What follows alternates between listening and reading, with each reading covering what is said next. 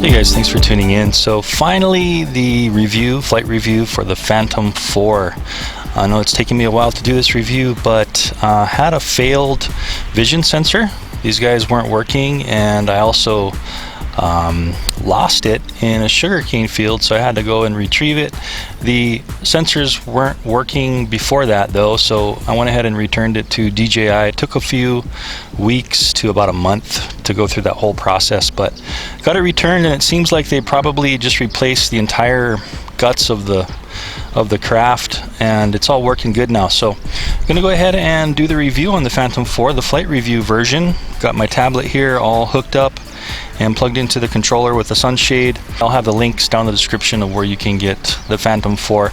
I know the DJI Mavic has just come out, so the prices are dropping on the Phantom 4.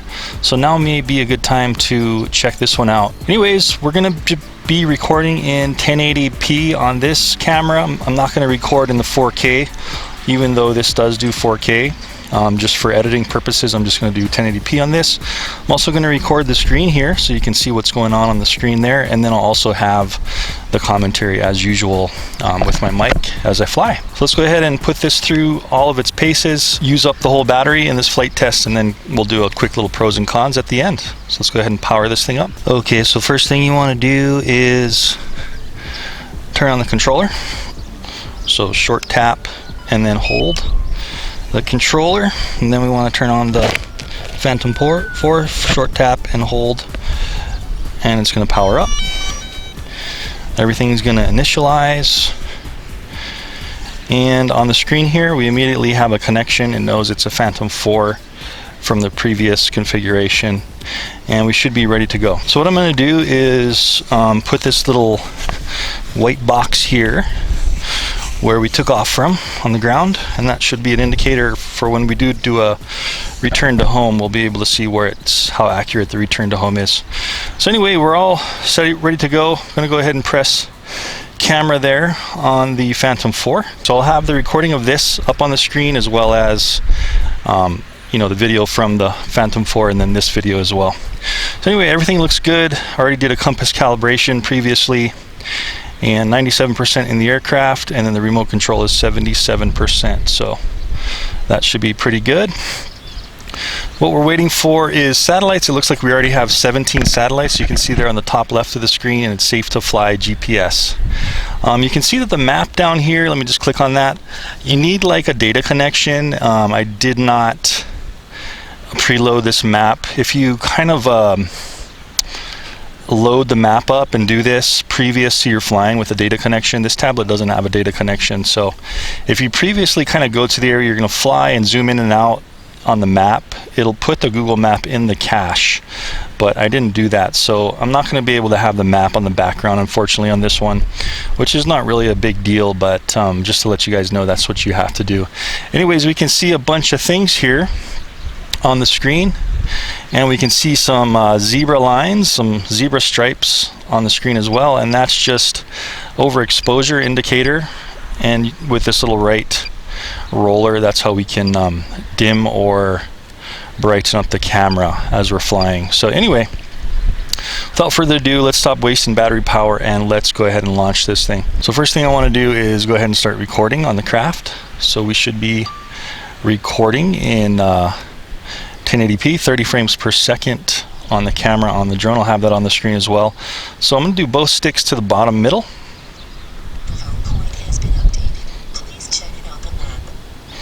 So you can hear home point has been updated. Let's go ahead and try that again. Both sticks to the middle, and it just said takeoff. So I'm just going to do I'm just going to push up to take off on this one. So I'm pushing full throttle up. There we go. Let's go ahead and bring it down to about eye level here. So immediately we can kind of see how stable this is. There's some wind coming from this direction. So about 5 miles per hour coming from that direction. So it's going to fight it a little bit. But you can see how stable the Phantom 4 is. It's known to be very stable. It's using the ground sensing camera, the sonar, and this one also has that obstacle avoidance. So Let's go ahead and put this thing through some of the paces. You can see that it senses an obstacle up there on the screen at about 19 feet. And let's go check out that obstacle. Actually, you see that little goal, that little soccer goal. Let's go ahead and see what happens when we get too close to it, if it can detect it. So I'm going to just kind of go right into it. Yep. So you can see on the screen, detected, and the actual tablet's beeping.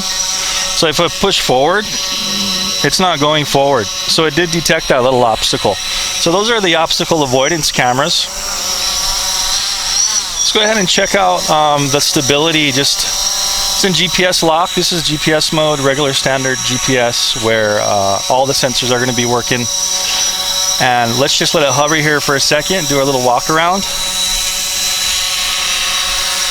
And so we can see, hello, you can see that the video is, okay, so it detected me too in the front, and it's beeping. So the vision sensors are working very good now. Those are the ones that were defective initially. That's why it took me so long to do this review. But you can see how incredibly stable it is, and it's like completely locked. So this thing is not going anywhere. Let's go ahead and do a yaw. That's full yaw rate. And a lot of quadcopters will really wander, but this one's really good at sticking itself at that point and just kind of doing a pirouette. There's wandering a little bit when I go to the right, but not bad at all. And as you can see, it's maintaining its height perfectly.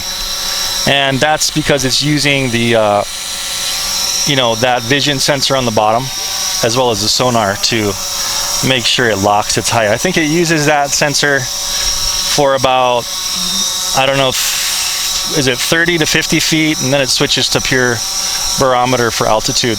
Anyway, let's see how fast this thing can fly. Full throttle up. And it's going vertical speed 10, 11 miles per hour. Let's go full throttle down. On the bottom of the screen there, you can see the numbers. And it's going 6.5 miles per hour down, up to 7. Letting off the sticks now. And you can see how good it is at just sticking itself in the sky with no problems whatsoever. So as expected, DJI quality, performance. Just keep in mind you will get defects. No manufacturer will never have a defect, and DJI is no different. There are defects once in a while, but they took care of it, and this one seems to be doing good. So that's what we can expect for regular GPS mode for climbing and descending. Let's go ahead and fly it around full pitch forward. You can see how it's pretty docile in this regular GPS mode. That's full pitch. So it's not going to go super fast. It's only going to fly as fast as the GPS will let it. And that seems to be about 10, 11. Let's see how fast we can get it going.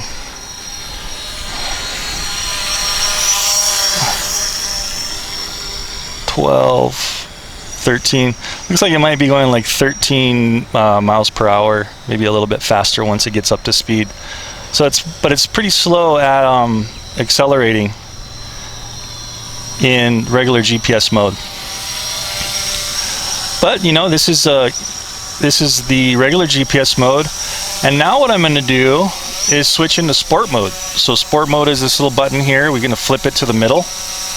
So what sport mode does is it increases the speed a lot, but it also turns off those vision cameras in the front. So you're not going to get that obstacle detection, but check this out. Let's see how fast it will it'll climb now. Full throttle up now. Vertical speed is 13 miles per hour. And let's see what dropping throttle down is. About 8 to 9 miles per hour. So a little faster. You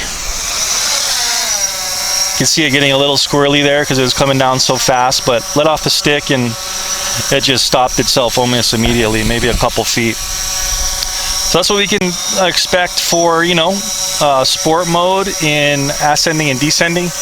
Let's go ahead. This is where this one shines in sport mode. See how fast it will really go horizontally. So full stick forward.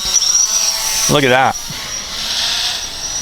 So very quick, and it's maintaining its altitude very good. Looked like it was dropping a little bit there, but not too bad. You see how I let off the stick right about there, and so it did take about 50 feet or so to fully stop. Full back, stopping now. Yeah, so it's going to take a little more time for braking, but hey, you feel like going super fast, this is the mode for you, sport mode. So let's see what the difference is in the yaw, if there is any, from sport, and I'm going to flip into GPS. Yeah, so there is quite a difference as well in the yaw. This is sport mode. Now I'm going to flip into regular GPS. You see the yaw rate change to much slower. So, you know, fly around really mellow in regular GPS mode and have all the sensors and stuff working, or flip into sport mode and really have some fun or get to your destination faster at the expense of battery power. Anyway, moving on. The next switch here, the next setting will be A. I believe that's altitude hold only. So you can see it's already drifting. So as soon as I put it in altitude hold only, it's now drifting, and that's just going to drift with the wind. So cool thing about this is you can fly faster if you're trying to get to a destination and you don't want to be limited by that GPS lock. You're going to get blown around, but you can still fly faster than GPS, which I'll show you right now. So here is altitude hold only, drifting around. I'm going to full pitch forward, and then I'm going to switch into regular GPS, and you'll see the difference in the pitch angle. So full pitch forward in altitude hold, and now GPS.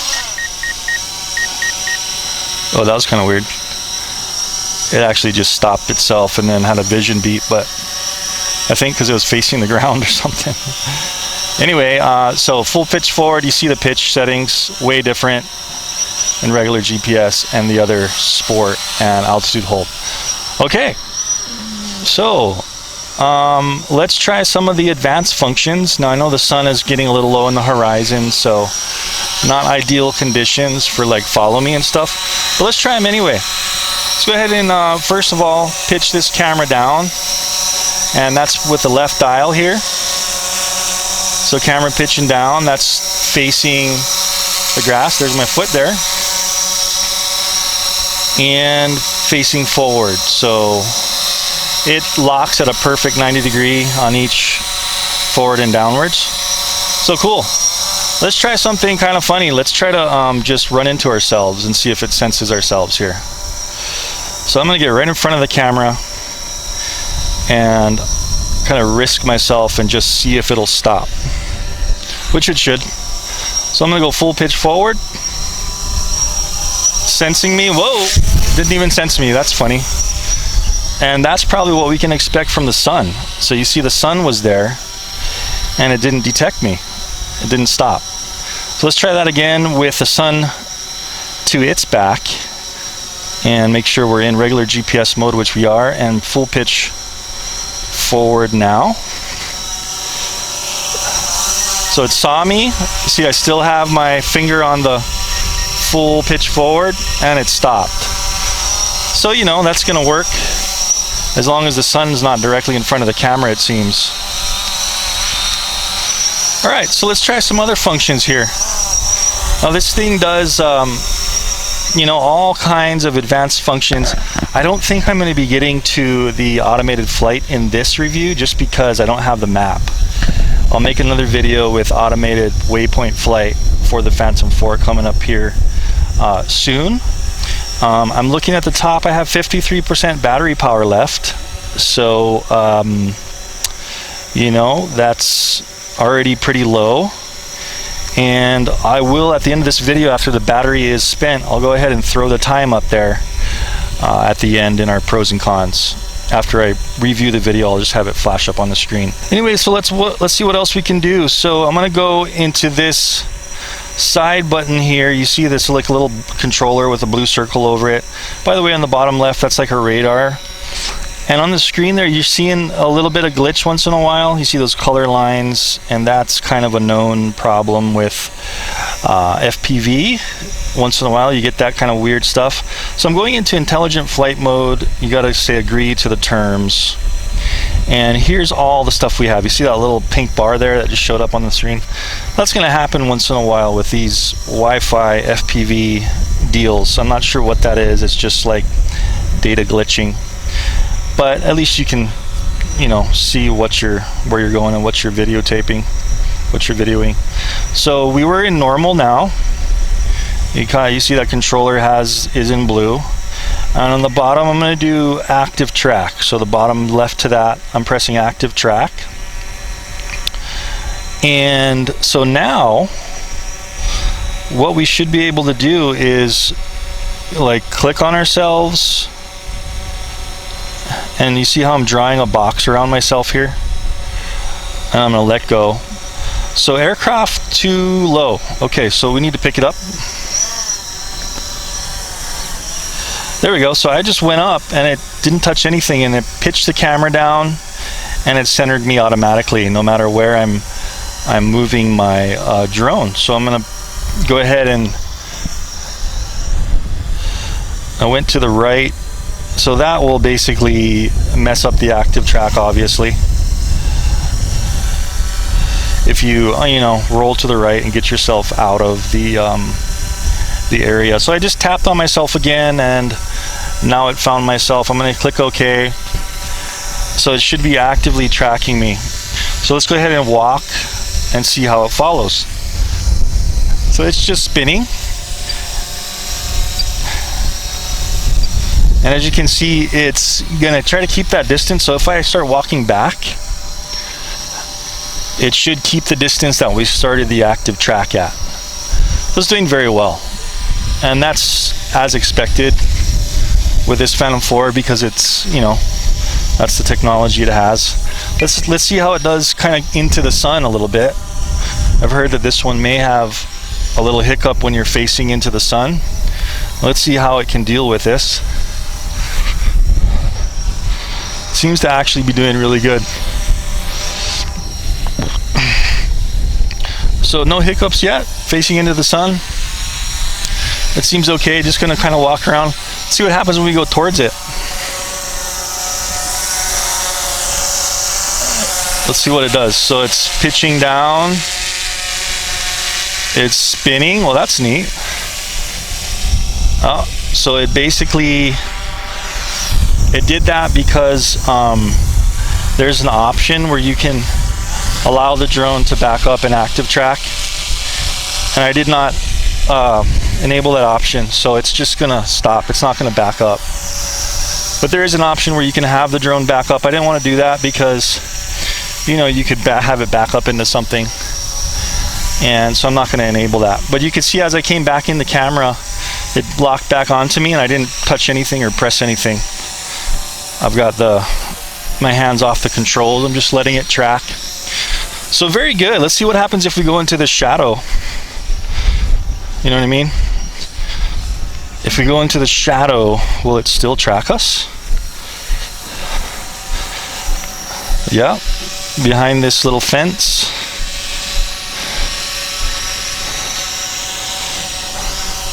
Yeah, so stuff like that, it seems like it's not going to have any problem tracking. And I'm surprised that it didn't lose track of me because of the sun being in its camera. So I'm already at 32% power and dropping. So now let's try to do maybe some focus around point functions and stuff like that. So I'm going to press stop here on the top left of the screen. We've got a low battery warning at 30%. So let's get moving here. Okay, so Let's see what else we can do. How about tap fly? And you can see on the right we have a mile per hour, and then basically it's wherever we tap on the screen it's going to fly to. So say if I tap over there and I press go, it's going to fly at 2.2 miles per hour to that location.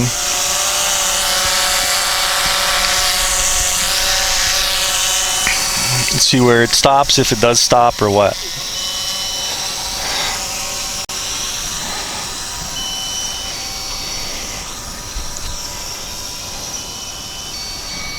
Well, it looks like it's just going to keep going in that direction.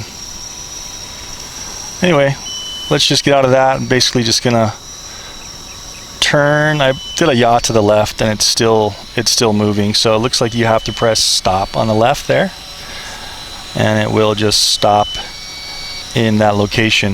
I thought there was like an orbit around point. Let me see if I can remember where that was. So it should be in the smart.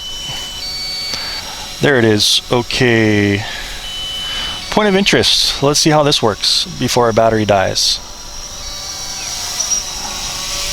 One thing I did notice with this Phantom 4, as you can probably see, is the battery is nowhere near what they say for those 27 minutes. It seems like it's more like 20 to 25.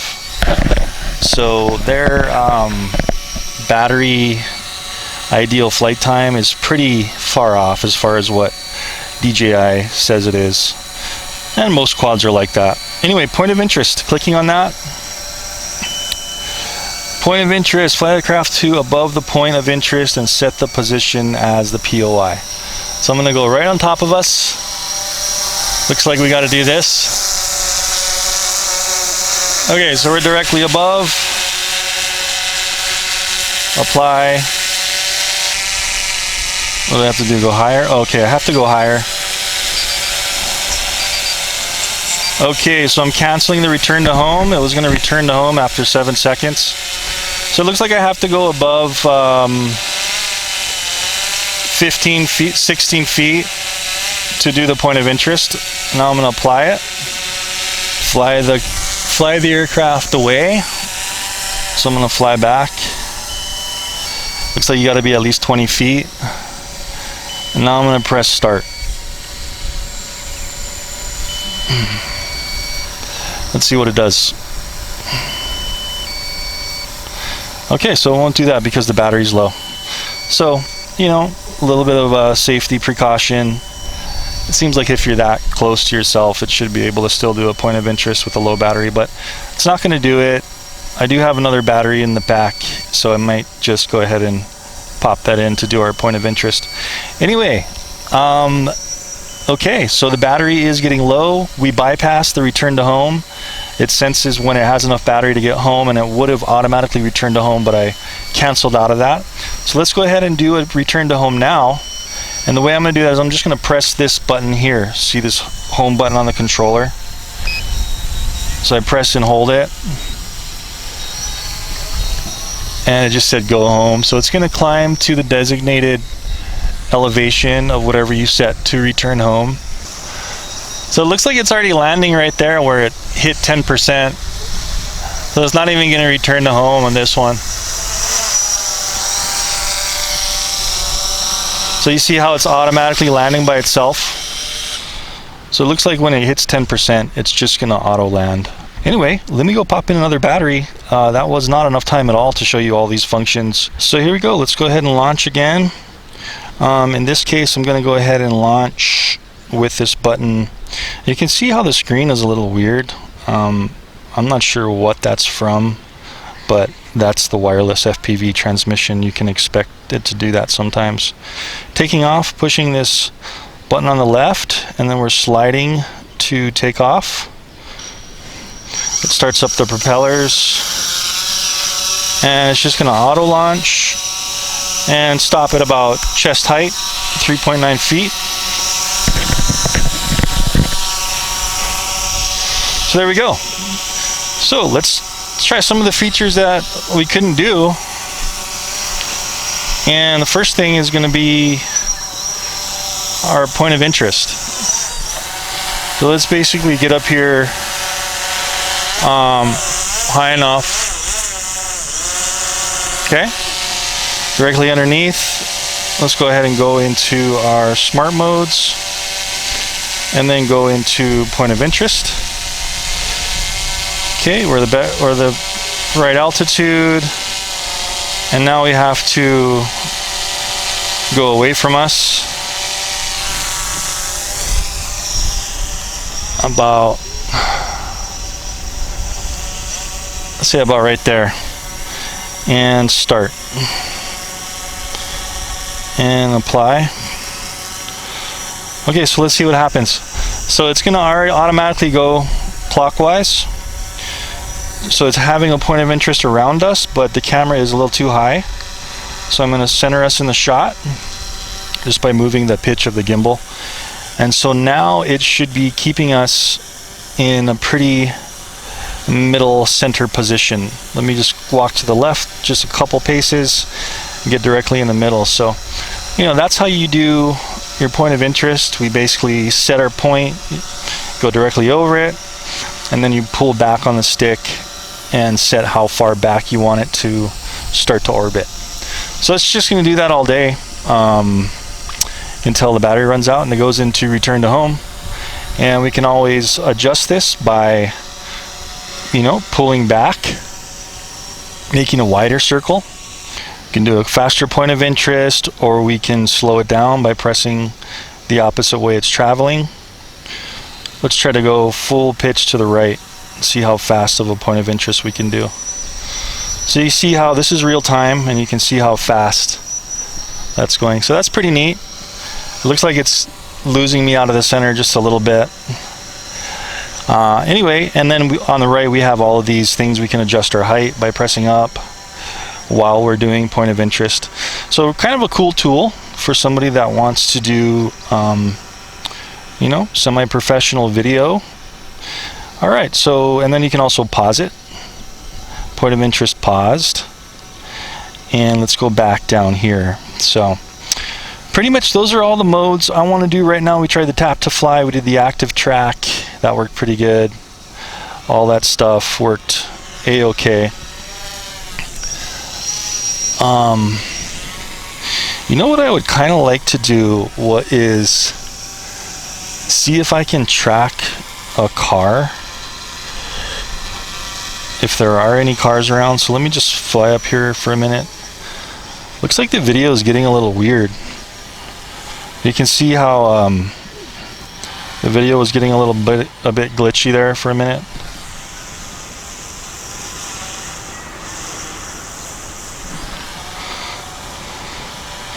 Yeah, so I'm kind of going in and out of signal, which is kind of weird.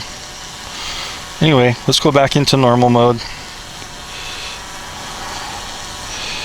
And let's see if we can find a car down here in the parking lot and see if it's possible to track it if it's moving. I don't think there's really going to be any cars. Oh, there's one. There's a truck. Let me gain some altitude and let me try to track that truck somehow. So I'm going to go boom, active track. It looks like the truck just kind of went home, so I'm not going to track that. But it should basically do kind of an active track. It looks like these guys are playing some kind of sports down here on the field below. So let's check this out.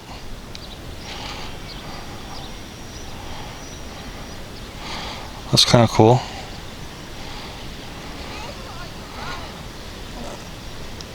It looks like frisbee. They're playing frisbee. So that's neat. Let's go ahead and pan up and get like a wide angle shot of this. So I'm full throttle up now.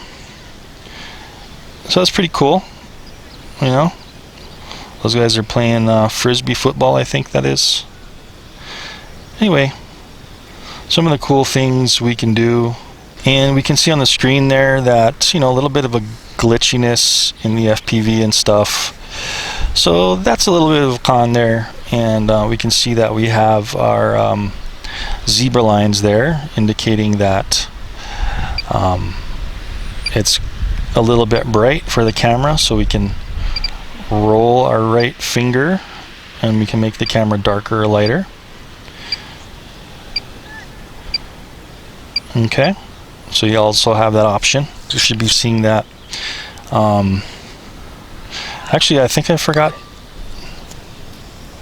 to start the recording, so you're gonna just be seeing the tablet on that second flight there. I just started the recording on the Phantom 4, so now we're recording.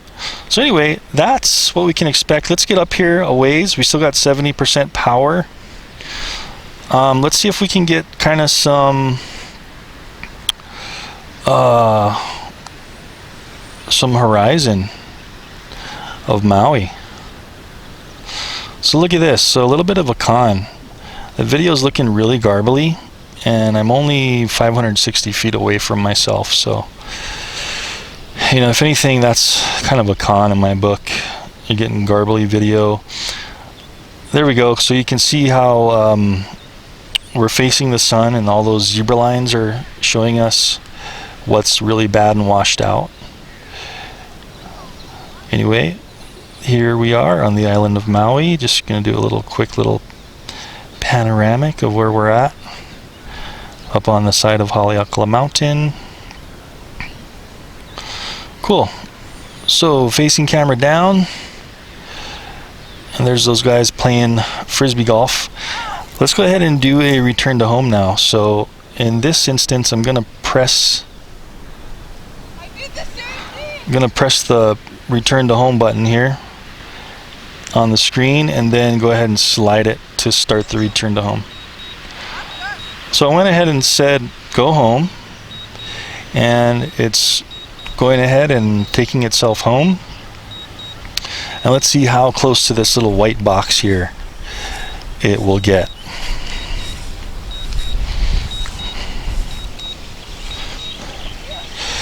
So sorry about that, my camera keeps shutting off, my Sony action cam, for some reason. So I'm trying to turn it back on. But there's where we launched from, that white thing. Let's see how close it gets to it. I'm just gonna pick the camera back up so we don't get any lens scratch. Wow, so that's pretty darn accurate, man. I think when I launched, I was just a few inches closer to it. I forget which side I was on, but I think I was on this side, and I was only about 3 to 4 inches closer. So GPS on this thing is really outstanding. As you can see, the accuracy was awesome. We do have 15 satellites. Actually, that's because I was leaning over it. Now we have 18 satellites. I think I saw it at one point, it was 19 satellites. So apparently today's a really good day for satellite reception, and really satisfied with the accuracy of the GPS. So let's go ahead and go through kind of a pros and cons while we have this thing down here on the ground and finished all our flying. Again, I will be doing this waypoint flight at a later time. I'm not going to get into that today because I don't have my base map, because I forgot to load the satellite imagery on there. But I will get to that coming up pretty soon in another short little video on the waypoint flight, if anybody's interested. Anyway, pros and cons for the Phantom 4. Okay, first thing of a con, look at the screen on my tablet. It's got these stupid glitchy bars from the Wi-Fi, and that seems to be happening more on this second flight than in the first flight. So I'm not sure why it's doing that. I think this is possibly a known problem with this. All this stuff is updated to the latest firmware and everything. So you are still going to have, kind of like the Parrot Bebop, it seems like this may be a little worse even, the kind of garbled up picture in your FPV for some reason. I would have thought this is better because this is supposed to be light bridge and a better technology supposedly, but it's looking worse than the Parrot Wi-Fi at this point in time. So that's definitely a con. Pros, again, satellite lock, excellent. It keeps its position in space, absolutely outstanding performance there. Its vision sensors, initially they were defective. You know, as I said in the beginning, that's why it's taking me so long to review this, but initially the vision sensors were defective, the front vision obstacle avoidance, and DJI took care of that and didn't charge me anything, even though I had it for like a month previously. So all in all, the DJI customer care was good to me. It did take a while to figure it all out, but in the end they pulled through. This is either a new unit or they replaced all the electronics in it to make it work good. Super Pro 4K camera. So if you have the ability to play 4K video or edit 4K video, it also does 2K, it also does 1080, 720 I believe also. You have all those options. So camera is excellent for this package. I think this is right around $1,000 now, and prices are dropping because the Mavic is now out. Fit and finish, Total Pro. This thing looks pretty amazing as far as looks go. I did put the HDMI adapter in here, so I can actually hook up my goggles and I can use this FPV with HDMI. I think they should include that automatically. This was like $100 to change this board in here, to have this new board with a HDMI output. And you know what? They should be including that. DJI should include that in this package. There's no reason you should have to spend $100 more just to have one HDMI output. The Parrot Bebop 2 came with the ability on its Sky controller to use HDMI right off the controller. Of course, the controller is a separate thing you have to buy, but it's still cheaper than the Phantom 4, although the Phantom 4 does have better camera and seems to have more flight time, a little more flight time, and definitely a little bit more range, I believe. Speaking of flight time, it seems like DJI's timings on that are pretty exaggerated, at least maybe about around 5 minutes exaggerated in real flying circumstances. So, you know, don't expect this thing to get more than like 22 to 25 minutes. I think they're saying like 27 to 30 or something, but realistically you're going to get probably about 20 minutes of normal mixed use with this one. But I will have those times pop up on the screen from the last flight. I think we pretty much went all the way till it did a forced landing on the battery. I've gone really far and really high with this, which I didn't take a video of, but I will be doing also a range test like I do with a lot of my quadcopters. I do range tests and just see how far we can get this thing with the stock antennas like this, and also I'll be throwing on my little booster dishes over these antennas when I do that range test also, to see just how far it'll go. But anyway guys, I hope you enjoyed that Phantom 4 review. A couple of things I didn't touch on, like the waypoint flight and stuff like that, but you know, obstacle avoidance was also very good. It did see the net, it saw me, and it wouldn't let me fly into it as long as it seemed like the sun affected the camera. If you're flying straight into the sun, it may not see the obstacles, so be careful of that as well. I also, not in this video, but I also did test it into a fence. Like, see that short fence over there? And it could detect the fence. I'm not sure if it was detecting the thick bars or the actual fence. I heard this one has trouble with like wiring and stuff or branches, so it may not detect that. Anyways, I'll have the links to the Phantom 4 down in the descriptions if you wanted to check this out, see what full specs are, see what the current pricing is. The pricing is dropping lower and lower as we speak, so check it out if you're looking to buy one of these. You know, the Mavic's out, so I'll be actually getting a Mavic as well, and I'm going to do a review on the Mavic coming up here pretty soon, as it's released. I wasn't able to get like a pre-release version, but I plan on getting one and doing a review, so I think you'll like it. But anyway, check out the channel. I do a lot of reviews like this, and I will see you in the next one. Thanks for watching.